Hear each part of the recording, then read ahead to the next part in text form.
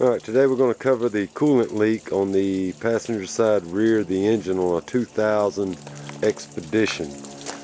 This has the 5.4 Triton in there, and if you're experiencing a coolant leak back here on the passenger side, I'm going to get into how you fix that. It'll be against the firewall way back in there, and I don't know if I'm picking this up or not.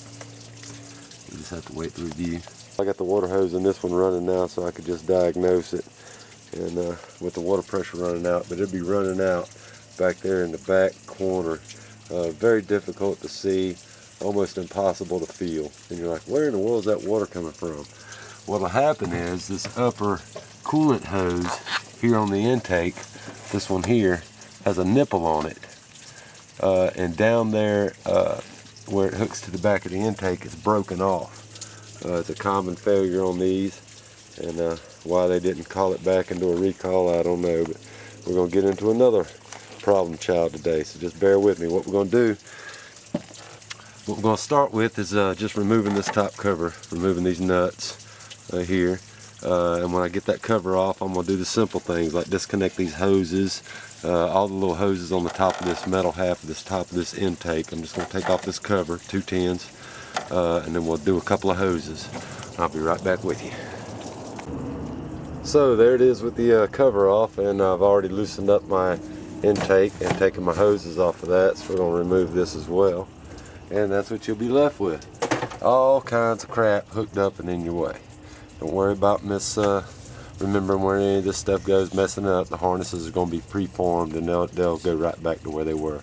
So we're going to disconnect all these electrical cables. We're going to take off our throttle cables and detent cables, and we're going to take them off the bracket and lay them to the side. We're going to do our vacuum lines back in here. We're just going to make more working room all around here, because this unit here is coming off. Roll bolts on each side, but we're going to disconnect everything and make us more working room right now. I wanted to cover this. I see a lot of these damaged. People don't know how they come off. The cables here don't just pop off. If you'll look at the back side, they're hollowed out right there, and that's where they slide on and clip on. So to take them off, you're going to pull them off. So you'll run the throttle forward a little bit so you can grab a hold of it and push it off. So I'm going to run the forward through, pop that off without breaking this one. How y'all looking? I went around and took off all the electrical connectors, the vacuum lines, the everything I could get around here. Now next what I'm going to do is take off this EGR valve tube from the exhaust. Big nut on it right here. We're going to take that off. We're going to loosen that pipe. We're going to take off this power steering pump bracket. We're going to take off the bracket on the back of the alternator it's holding it all together. We're going to take that off. And then I'm going to hit this ground strap, because it's got a 10 on it as well right here. So I'm going to undo this ground strap, the alternator plate, power steering bracket, and the nut right there. Alright, so we pretty well got everything unhooked from the intake. So next we're going to jump in there, and we're going to unhook or unplug all the injectors. All of the injectors. We're going to go through and unhook the electrical connectors on all of them on both sides. Then we're going to come back and get the coils. Sorry about the sunlight, I know it's awful bright. But the coils, we're going to take the coils out, and we're just going to lay them to the side. We don't have to unplug the coils. We can just, pull them straight out after we unbolt them. This is a coil. I know it's not showing up very well. We're just when you unplug the injectors, you'll be able to access that nut right there. Access the 5/16 or 8mm nut.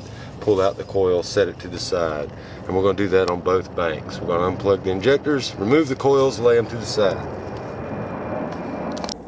So we got that side there unhooked. Now I'm coming over here to this side, and to make it easier, I'm going to go ahead and remove these heater hoses. And I went ahead and took this one off so I can show you how they work. When they slide into the heater core from the firewall, there's a clip on the back side of here, and you depress it and it releases here and here. So on the back you'll feel these little tabs. You have to push in both tabs and pull this off. Do not go side to side with it, you'll break your heater core.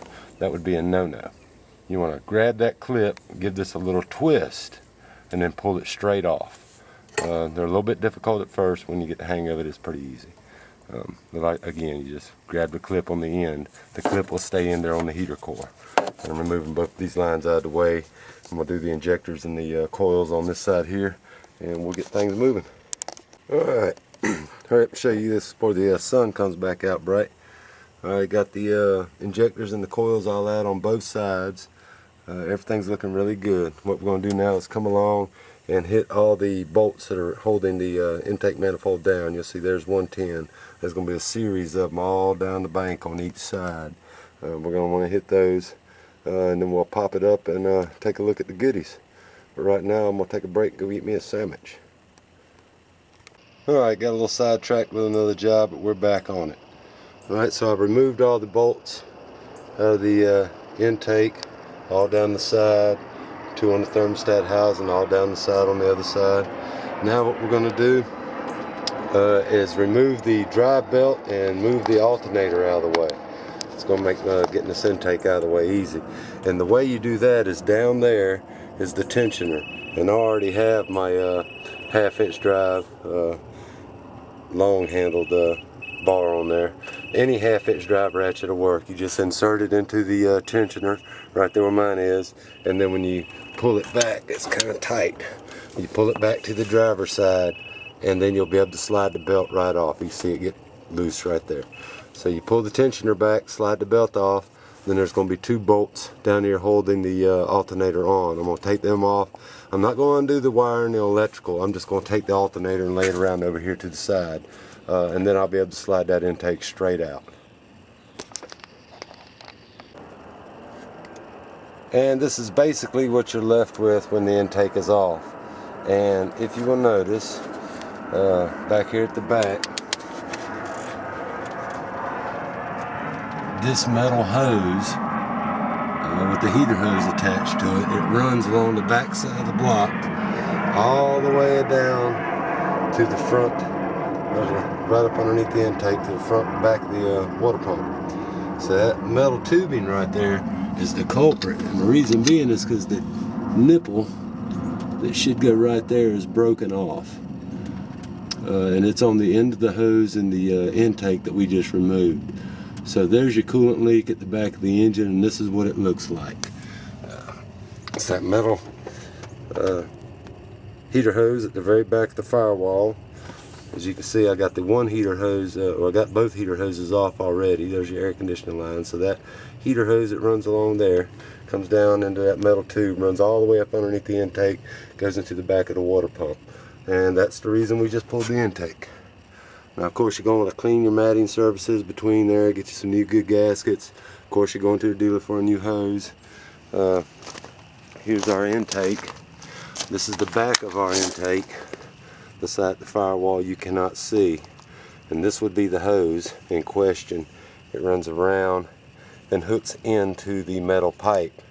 And if you can see there, the tip is still in the hose, and what it's done is it just broke off there. They all do it. Don't be depressed that yours did, but that's what it looks like from the back. And again, this is what it looks like from the inside. That's the hose in question, or the line in question. That's going to be the one you're going to be replacing. And there it's broken in the back. It's also a good idea while you got it tore down to go ahead and get to these spark plugs. They're easy to get to now. Might as well throw a new set in there. This guy here is going to have some new spark plug boots. As you can tell, they're just terrible condition. That one there is nice and dry. This one here is just terrible. So we're going to get a new tune up the boot, and of course change the oil. We're not into the oil passages really, just the intake, but you know, do them a good service. Thermostat's optional at this stage. Reverse to put it back together. Good luck, guys.